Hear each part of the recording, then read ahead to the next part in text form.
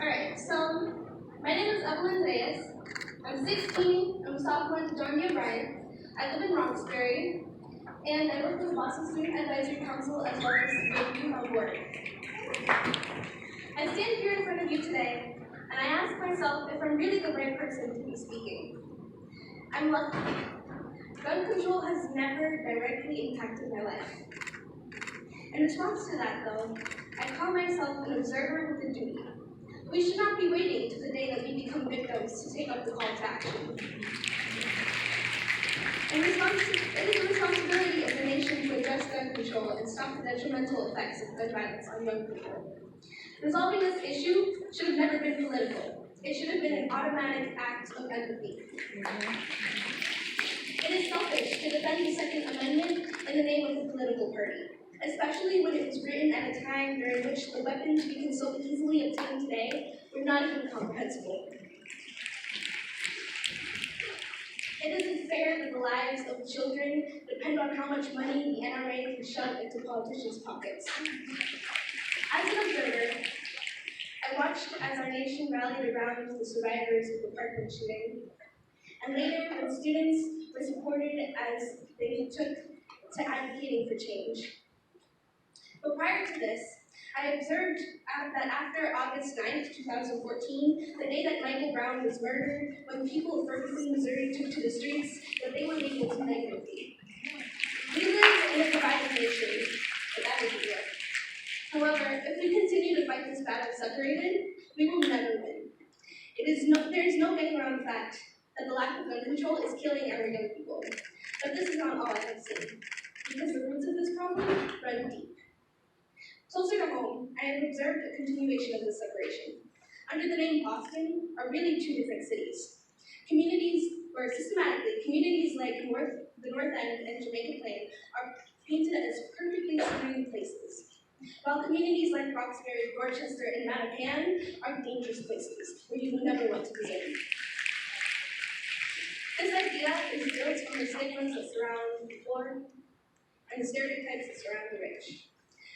But these stigmas need to be broken, because rich is not a synonym for peaceful, and poor does not equate violence. While this is true, we cannot deny that there is more gun violence in communities like Roxbury and those surrounding. This violence is taking and disrupting the lives of the youth, and yet privilege should not determine whether a child is to face gun violence in their everyday life. When we support the movement that has sprouted out of Parkland, we also need to turn and heal our own communities. Gun violence is presenting itself in two distinct forms.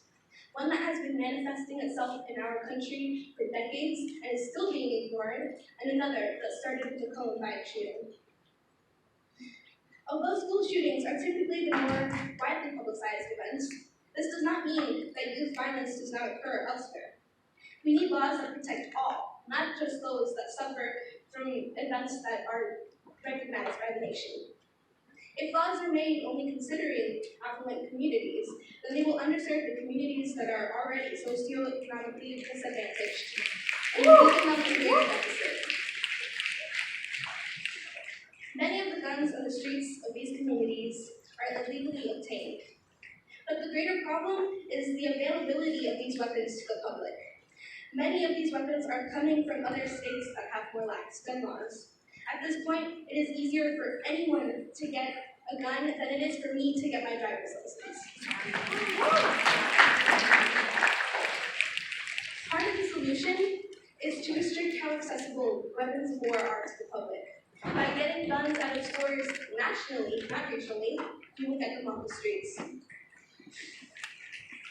If someone gets shot, it's not just that one person that gets wounded. It leaves a hole in the entire community. Not only is there a need for gun control reform, but we also need to implement more effective methods of mental and emotional support for young people. The prison-like atmospheres that many of us face in school are not aiding our learning or our states of mind. We need counselors and not cops in schools. We need a system in place that allows us to unload the traumas that we face outside of school so that we may learn and grow up to be productive members of society. Earlier, I called call myself an observer with the people, and I challenge all of our legislators, nationwide, and number card 45 too, to become one. So then I ask, how many more lives will have to be taken? How many more empty promises are going to be made? How many more thoughts and prayers will you send before you realize that that isn't the solution? The solution is to implement adequate gun control.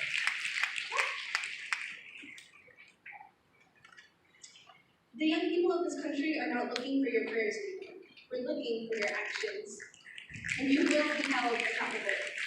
We are the next generation of voters, and if the government of this country does not act now, the support that is needed from the government will be denied. Today we take action because others have failed to do so. The power is in us.